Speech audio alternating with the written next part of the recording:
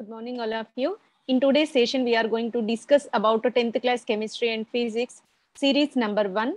Unit 6 is going to be discussed, that is the structure of atom.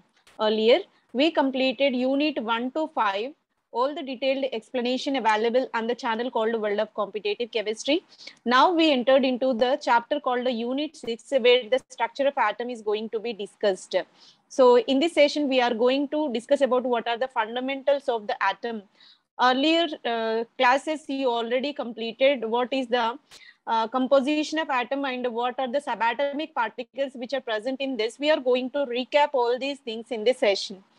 And apart from that, what is the reason for the origination of rainbow and what kind of radiations will be generated? These things are going to be discussed in today's session.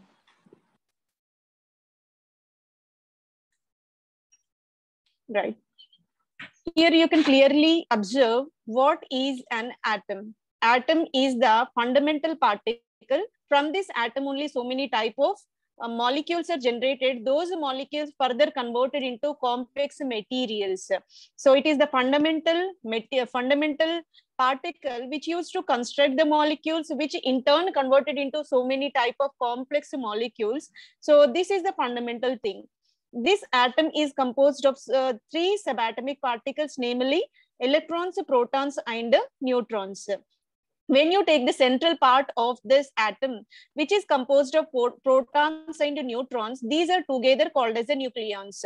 Around these nucleons, electrons are traveling in their fixed paths called orbits, and different subshells will be there around the nucleus, and based on their energy and based on their size, they are arranged in certain levels, and also all these subshells are arranged and electrons are traveling in their fixed path around this central nucleons in their electrostatic forces of attractions.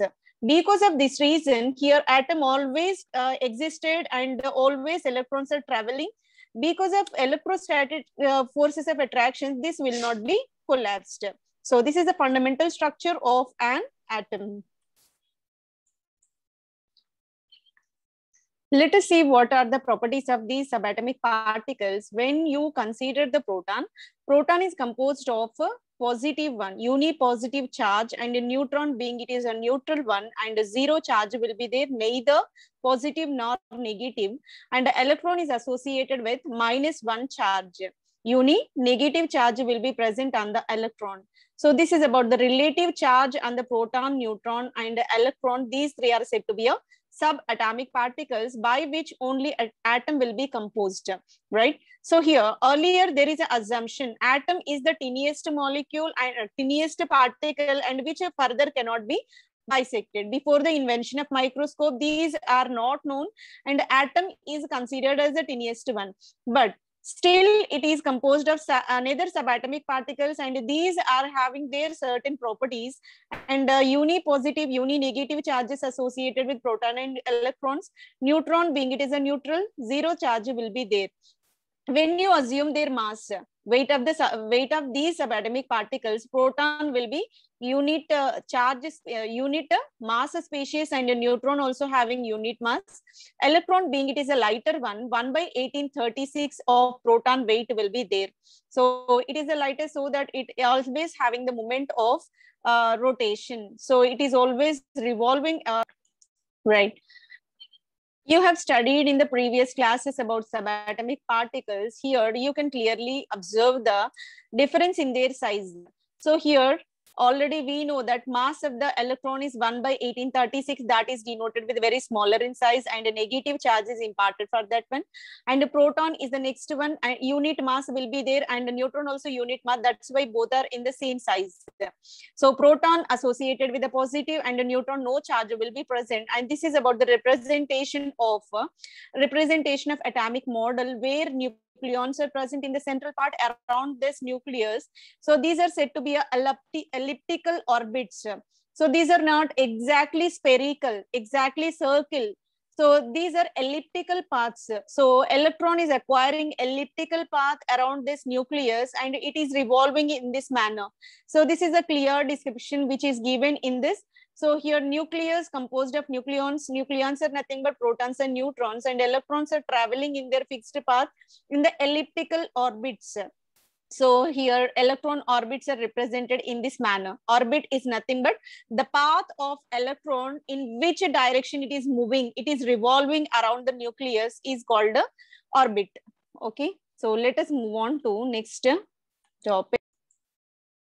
Right. How do these subatomic particles coexist in an electrically neutral atom? Being it is composed of positive, negative, and neutral, every kind of charged species are present, but still it is existing without any destroy, without any collapse. What could be the reason for that one? Now we are going to discuss what is the reason in order to impart the stability to this neutral atom, even though positive, negative charges are present in that. Okay, because protons and neutrons are fixedly present in their central part called nucleons, and this is called a nucleus. Nucleus is a very smallest portion, and the remaining empty, largest empty portion will be there in this atom. And electrons revolve around this nucleus in the circular manner. You can say elliptical manner of the rotation will be there, and the path of that electron is said to be a orbit, and fixed orbits will be there for each and every electron. And moreover, electrical neutrality is attained by equal number of protons and equal number of electrons. If electrons are more in number, what happens? Negative charge accumulated more on the atom so that it will destroy its stability. However, if protons number is more, that also imparts the more positive charge on the atom, then also it will become, there is no electrical neutrality and it will not be a stable one.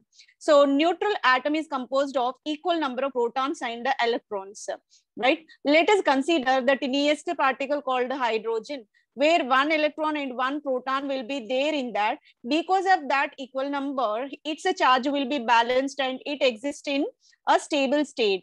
So that is the reason for the any atom which used to give the stability to the atom without any. And this is about the atomic model by J.J. Thomson.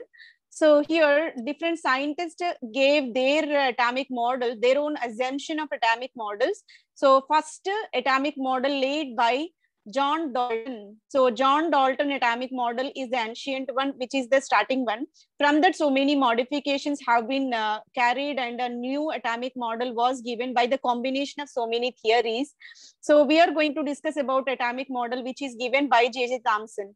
J.J. Thomson atomic model, where by using cathode ray experiment, and the atom contains the teeny negatively charged subatomic particles called electrons, and most of the positive charge is located in the very small space in the center of the atom, and the remaining empty space will be there, and it is represented in this manner, where positive charge is looking like a juice present in the watermelon, and these negative charges are nothing but they are floating in that.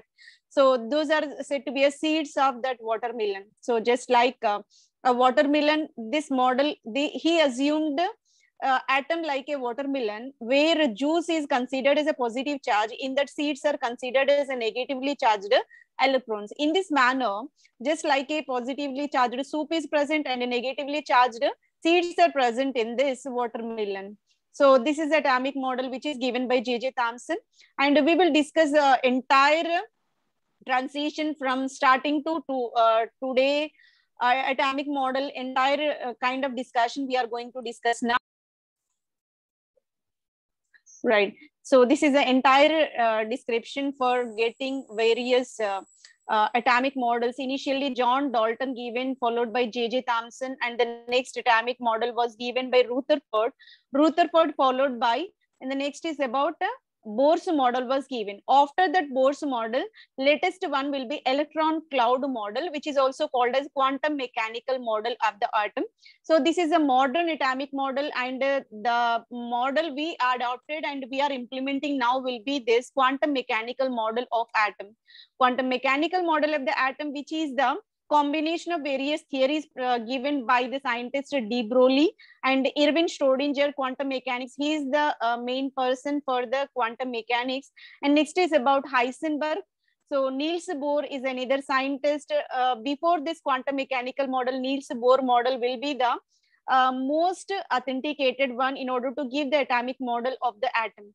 And the next another scientist, the Stern and the Gilrach experiment. Based on this also, some of the assumptions are added to this quantum mechanical model of the atom. So all these theories are combined in such a way. This integrated theory was given as an electron cloud model or quantum mechanical model. This is the main thing in order to follow now, to give all kind of assumptions which related with the atom, its structure and the consequent. And here is, yes, here is the activity to perform. So here you can prepare your own model of atom, where the central part is made up of nucleons. A combination of protons and neutrons will be there. Around that, electrons are moving in their fixed orbits, and the electron path will be elliptical in nature, and that kind of representation you can show in your own model form. So this is a kind of system. So you can represent by taking any pebbles, otherwise any balls, small balls you can take, otherwise any circle or spherical shaped particles, because subatomic particles you have to take electron as a very tiny particle, and the latter proton and neutron sizes should be same. So in that way you can construct the atomic model of any fundamental atom. You may take hydrogen, otherwise the last species like lithium, sodium, potassium, any one you can construct. And next is about, can you arrange the subatomic particles in any other way in an atom? Other than this atomic model just to be discussed, a central part nucleons will be there, and then in their fixed parts called orbits, electrons are revolving. Apart from that, is there any provision to construct the atomic model in order to explain the new version of this atom? So obviously no, because atom is composed of in that manner only, then only you can explain all the properties. If you are shifting the protons from central part to any other place, otherwise electron to the central part, entire electrostatic forces of attractions and their what regular description will be entirely changed, so that there is no any other provision to represent the atom other than this model. So whatever model given, nucleons in the central part and electrons are traveling in their fixed elliptical orbits, that is the correct one in order to give the entire stability by the property called electromagnetic forces of attractions. And do all the atoms have the same subatomic particles? Subatomic particles are said to be neutrons, protons, and electrons. Whatever the atom you can take into the consideration, all the atoms are made up of these three subatomic particles only. There is no change in nature of subatomic particles whichever the atom taken, but only the difference is number of these subatomic particles. Based on the number of these subatomic particles only, the entire periodic table was drawn. Periodic table is nothing but, so that is the system which is generated based on the electronic configuration, you can say, otherwise based on the proton number we can say. Earlier mass number is considered in order to construct that one, that is the ancient one, but a modified modern periodic table purely based on the electronic configuration. So periodic properties are the main functions of their electronic configuration. Based on the number of electrons only, their properties are depending. So if same number of electrons are present, they are grouped into same group. So if electron number is gradually increasing, they are arranged in the different groups. So this is the entire periodic table purely based on the number of subatomic particles. Especially you can consider protons and electrons in order to construct this entire periodic table. But nature will not be varied. Whatever the atom you are considering, all atoms are composed of electrons, protons, and neutrons only. Why is an atom of element different from the any other atom? Because electronic configuration is the fundamental thing in order to impart the all its chemical properties, right? So each and every element is distinct, can be varied from its surrounding elements, because each element have its 4 quantum numbers. All 4 quantum numbers of one electron, even one electron to any other electrons are not coinciding, so that because of number of electrons only, each and every element having its own are distinct nature, and both elements are not similar. No two elements are similar in the entire periodic table, and that is purely explained based on number of electrons present in that rather than protons and neutrons. How are the electrons distributed in the space of atom? Just now we discussed all the electrons are fixed in their orbits. They are moving in their orbits, how the solar system will be there. Planets are revolving in their fixed paths around sun. In the same solar system, in the same manner, here also electrons are traveling in their fixed path called elliptical paths around the nucleons. So because of electrostatic forces of attractions, they are moving in that manner, and different subshells are arranged according to their energy. The electrons which are closer to the nucleus are lesser in energy. As we are moving far away, the energy will be raised. In that manner, subshells are arranged, and in order to fill that subshells, there are three fundamental rules in order to follow. One is called Auber principle, second is called the Hund's rule, third is called the Pauli's exclusion principle. These three fundamental rules are well known to us in order to fill electronic configuration, in order to draw the molecular picture, in order to construct the atomic model. In all these cases, these three principles are most fundamental. And here, these orbits are called, orbits are nothing but fixed paths of electron where electron is traveling around the nucleons. And these are made up of electrostatic forces of attractions. So all are arranged lowest to highest energy order in their subshells.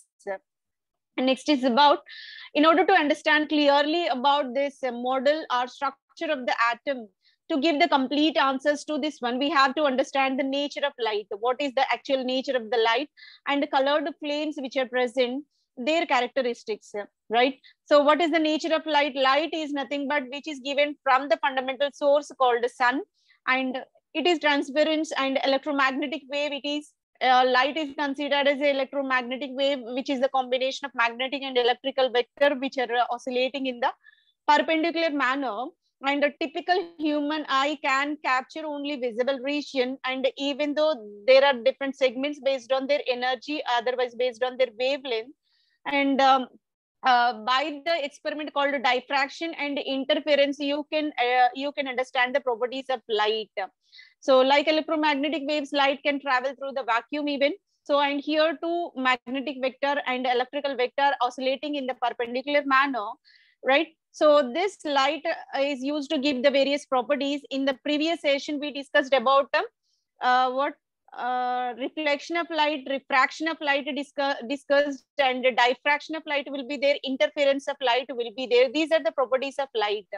So that purely depends upon its when it is traveling through the medium, one medium to another medium, or entirely homogenic medium, otherwise even through the vacuum, because light having a unique property to move through the vacuum also, but sound is not able to pass through the vacuum, right?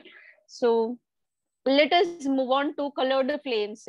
When you burn any element that used to give the colored flames, some of the colored flames are provided in this picture, where calcium used to give the orange red color, sodium gives the golden yellow color, and the potassium is a purple pink color will be given. Barium gives the apple green, and the strontium crimson red color will be given.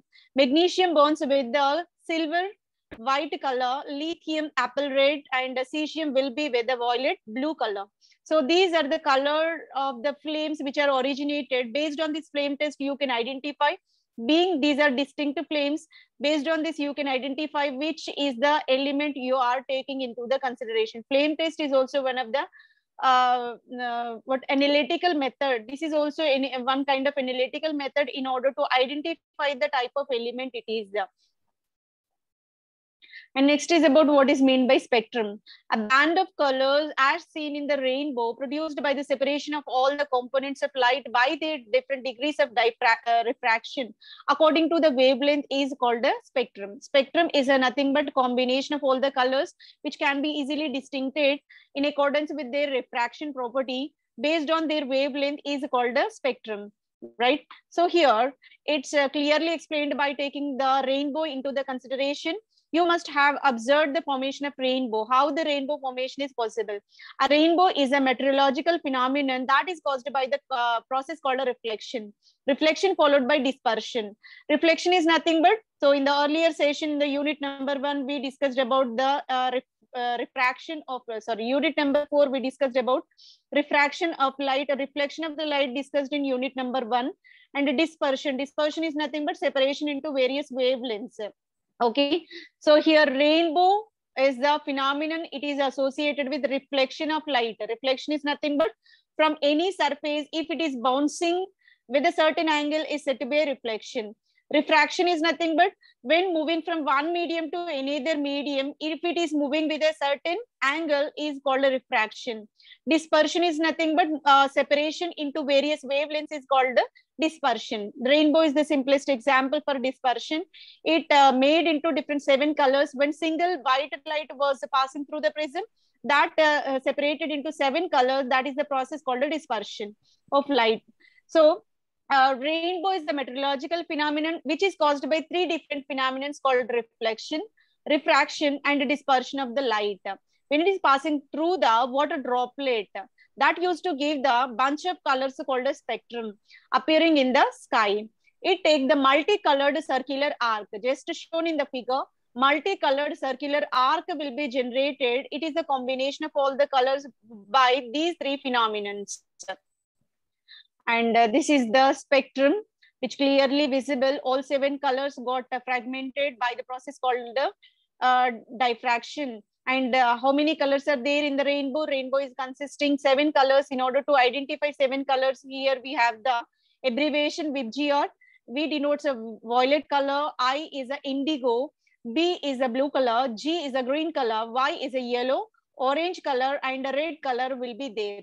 Right, so all 7 colors are arranged in such a manner here, pyramidal shape, and all the 7 colors arranged in this manner also, which clearly represented. This is purely based on their energy, otherwise you can say based on their wavelength of the light. Okay, so these 7 colors can be separated in the rainbow. That is purely because of the process called reflection, refraction, and dispersion of the light. Here water droplet is working like a prism, because prism used to bisect all 7 colors into white color into all 7 colors. In the same manner here also water droplet working like a prism. So light coming from the sun will be dispersed into these 7 colors called VGR. Now let us see detailed explanation about this one. Can you find the colors spreading continuously and intensity of each color varies from one point to another point? Can you find the color spreading continuously? Yes, here the colors are spreading continuously. These colors, bunch of all these colors are said to be a spectrum. So why this phenomenon is possible and what is the scientific perception behind this? Let us observe this concept now. Rainbow is formed when the sunlight passes through the moisture. Moisture is nothing but water droplets which are coming in the sun. So when can you observe this rainbow? Whenever sunlight and rainfall both are possible simultaneously, at that condition only rainbow is possible, right? Rainbow is formed when the sunlight passes through the moisture in the air and gets dispersed according to their intensity and the wavelength. This dispersion of white light into various colors is said to be a spectrum. Rainbow are formed when the light from the sun is scattered by the water droplets. Scattering is nothing but splitting into various wavelengths. So here droplets of water are originated because of rainbow, otherwise fog, through the process called refraction, reflection, and dispersion. Once the refracted light enters into a water droplet, it got reflected and back refracted again and exist in the travel to our eye, and those 7 colors are visible to our human eye. So such kind of arc is generated. This is the answer collected from the Brainly. Thank you.